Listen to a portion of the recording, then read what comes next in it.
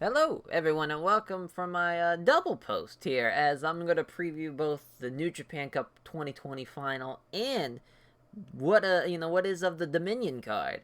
So here goes nothing. As the reviews for these are also going to be a while. I'm going to be honest with you. It's probably going to be on either Monday or Tuesday, because I believe which it really does make sense, because it's happening on the 11th, the New Japan Cup 2020 finals, and then the actual Dominion card is happening on the 12th.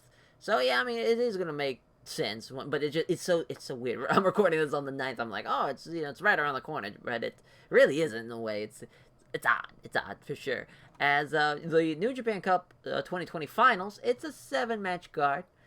Nothing too wild, but we'll run it down anyways. As the opener, Tomoaki Hanma and Togi Makabe taking on Yui Mora and Yoda Tsuji. Obviously, Hanma and Makabe gonna get the win, but two young lions who proved themselves well in the fucking New Japan Cup. So nice to see them getting a spot here on the card, even though it's the opener. Hey, you gotta land somewhere with these goddamn young lions. As the next match, another kind of young lion matchup, or at least 8 young lions involved, is Kojima and Tenzan, Tenkoji, taking on Gabriel Kidd and Roki Goto. Obviously, Tenkoji are going to pin Gabriel Kidd.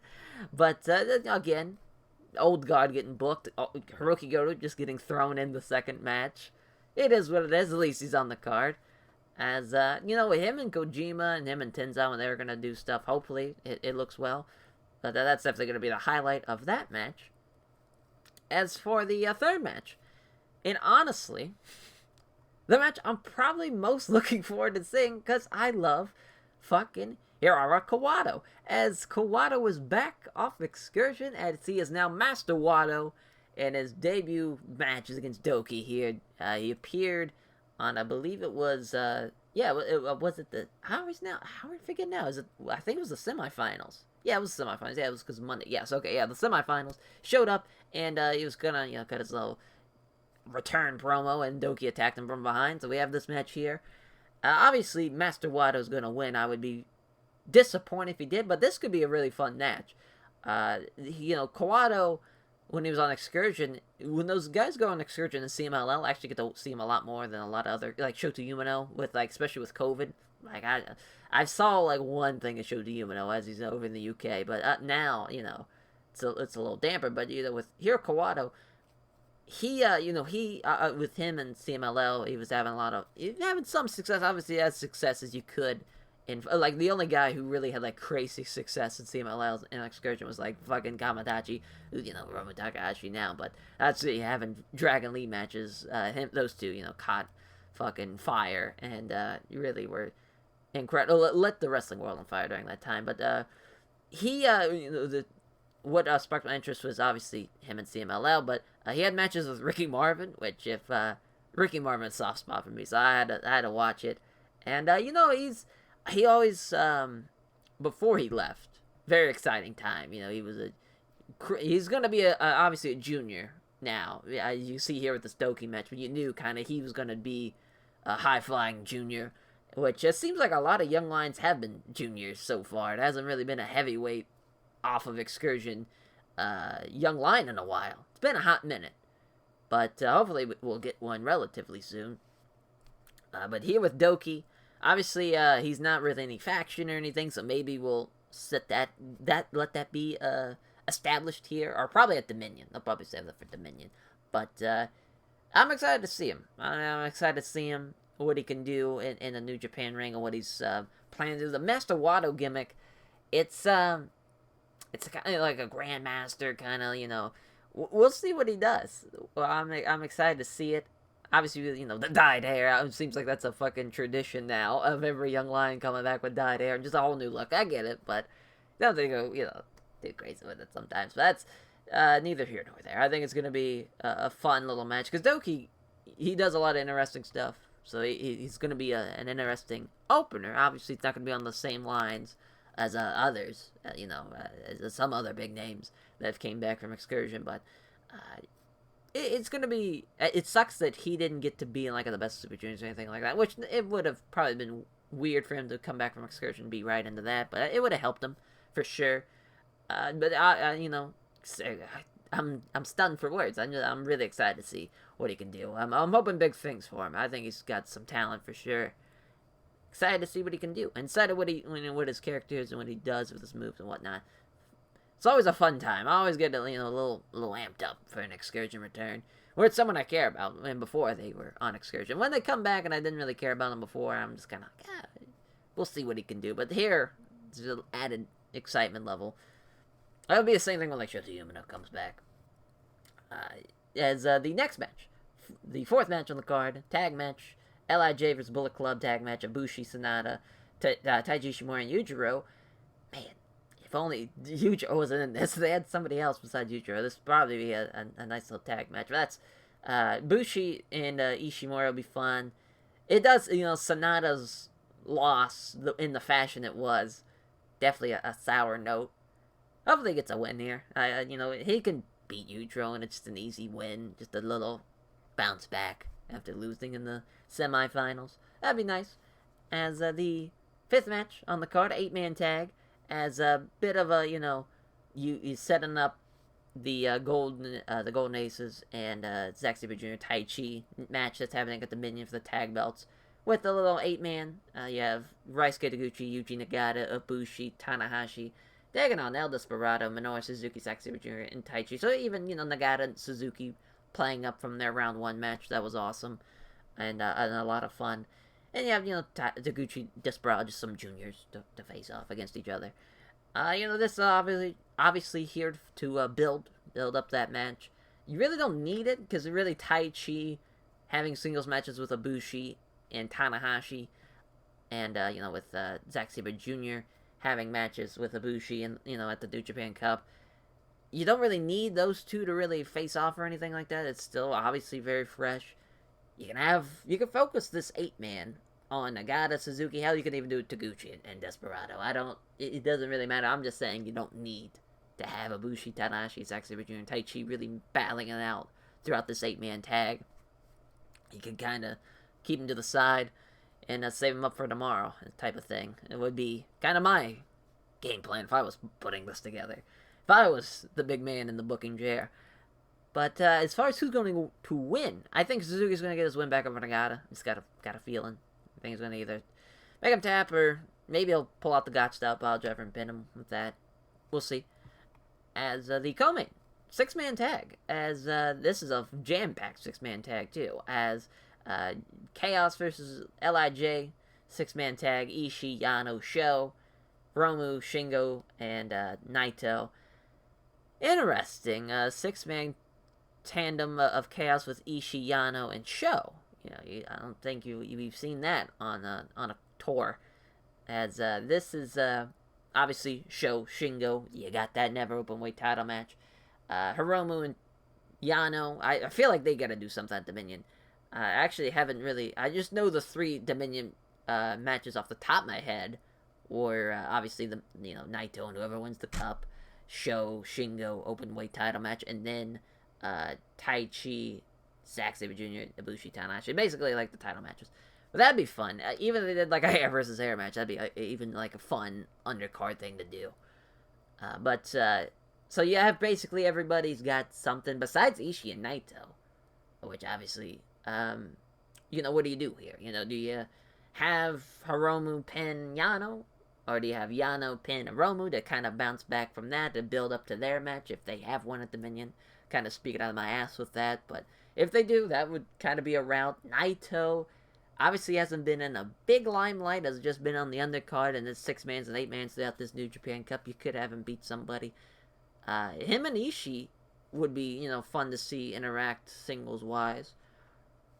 But I don't think I'd have him pin Ishii or anything like that.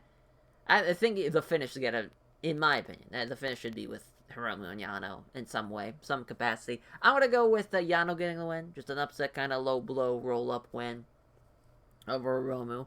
But it should be a fun 6-man to kind of have something, have something fun on the card. Besides the Master Wado debut for me, as then the main event. Kazuchika Okada versus Evil. What a lackluster. It's so weird. Okada and Evil. If I would have told somebody, 2 years ago, 3 years ago even, that Okada and Evil's going to be the main event of a New Japan Cup, especially after that G1 match they had. People have been like, oh, that's going to be fun. Not this time around, no. The build, and I feel like the anticipation for this is not very high. It's not for me, at least. Evil's... I would have enjoyed... Sure, I'll say it. I would have enjoyed a Sonata Okada match. Even though I said Evil's going to win, I went with Evil. Sonata should have probably been in this spot and should have won it, since he's the only guy that doesn't have anything in LIJ besides Bushi, as kind of really the main players of LIJ that doesn't have some type of gold or some type of something. Because, Bushi even has the never open 6-man belts. But just Geto and really New Japan, I guess, as a whole, they just have this fucking hard-on for Evil, and I don't get it. I really don't. I think he's a good talent. He's not great. He's not going to be a ticket pusher or anything like that. Sonata, I could at least see selling some tickets. I could see him being some type of main player of New Japan. Sure, it's going to be like outside the realm of maybe like Ace or whatnot, but he could be in that top 4 echelon of guys, especially with Tanahashi coming down from age. He's 41, as he's gonna be up there in age. Ishii's gonna be up there in age. Even Naito's like scary, like coming up on like 40. There's guys that are getting older and older. So Sonata's at least in his prime right now, and so is Evil too. But in my opinion, it's not as the better talent. But and especially too with Sonata and Okada, sure that you kind of did it to death last year in 2019. I get that you want to get a break from that, but I just don't think this was the play. Especially like Okada's New Japan run, as I said it throughout my review of the second round, quarterfinals, semifinals. He's just trying to get over that fucking modified $1 million dream, and it just, if it was subtle, it'd be okay. It'd actually be a lot better. But just the way it's not subtle at all, it's just irritating the shit out of me. And it's just not what Okada should be doing, in my opinion. Okada's moveset and the way he is before that, and really all of last year, that was what Okada should be. You don't really need to fix Okada. You don't need to throw in that. It just seems like it's unnecessary. I get trying to save the Rainmaker. I get that. I get it. Because I don't think he hit one. Yeah, he didn't hit an actual fucking ripcord Rainmaker. He didn't hit it. Which I respect to a degree. But you have the Twisting Tombstone. You have Red Ink. Red Ink's a perfect fucking submission finisher. It's already over. It's already fucking awesome. Hell, when he do the La Maestral, but they do the little fucking cradle gimmick into a submission. I forget what he called it, but that was awesome. What he did back in the day, 7, 8 years ago. You could do that, but this, it's just I'm not a fan of it, but I get it though. At least he's keeping up with the Rainmaker, doing the $1 million dream. At least that's fun, but it's not my favorite. It's not my favorite. Especially it's such a lackluster run these two have had. Where you look at the flips with Sonata, had a great run. Romu had a great run in the New Japan Cup. It'd be fun to have a finals, even with that. Sonata, Romu, or obviously that I don't think that's gonna happen. Okada was gonna have to be in this finals. The way it was just, if it wasn't gonna be Ishii, because they're not gonna have Hirono beat him. They're just not. Hirono's a junior. He's not a heavyweight yet. It was a great match to kind of respect it, because at least he did the just a regular Rainmaker lariat, didn't do the ripcord, did it, held a hold of the wrist lock, and did it again. So at least it put him over as a viable threat, and as a guy that maybe in the future could be problems for Okada when he moves up to heavyweight. Type of psychology there. But Evil just, it's not there. It's just not there. I wouldn't say I'm sour on him, but I'm just kind of stale. I am stale on the act of what he does. It's just typical kind of, it's just not creative, especially for what other people are doing on this roster. It's very much not on the same level as everybody else that should be in this spot, is kind of the big thing for me. But I'm going to stick with Evil. I'm going to stick with Evil getting the win. If Okada wins, I hope to God Naito beats him, or whew, what a lackluster 2020 New Japan's gonna be. You get COVID, and then Dominion, you change the belts, you have Okada in the rematch from the Wrestle Kingdom January 5th show. It'd be, wouldn't be good. Wouldn't be good at all. But your fingers crossed, at least Evil. So at least Evil, Naito have a defense where gets an easy win. So at least you have the Kenta match, and then you have the Evil match. As that will do it for that card, the New Japan Cup 2020 final. Now on to the Dominion card, which I feel bad for, because as I'm recording this, it's the 9th, and it's kind of like, we're cutting it close. I'm sure. The thing is, I don't think I'll have time to actually record my preview for like the undercard and stuff, because there's gonna be 7, I think, matches left to plan, because I think it's gonna be a 9-match card. But basically, what's already set in stone is what's been announced. The main event, obviously Naito versus whoever wins the cup, the tag title match, and then the openweight title match. Well, I guess we'll go over those quickly, as the Never Openweight Championship matchup, Shingo Takagi, Sho. Would be awesome to see Sho get a win here, but I think because Sho beat him at the New Japan Cup, you're going to have Shingo get the defense here and get the rematch win. It's going to be fucking awesome. It's going to be awesome for sure. Tanahashi, Ibushi, Zack Sabre Jr., Taichi, definitely that's the first defense for them. They're going to get it.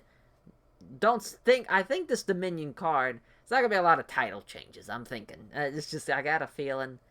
Don't think it's going to happen, at least those 3. I don't think the junior match is going to be on the line, or the junior title, rather, is going to be on the line. Don't think it's going to happen. I guess they could do the 6-man belts, but I wouldn't. It's just kind of be a waste. That's just my opinion. But I think Master Wato's going to be in a match for sure.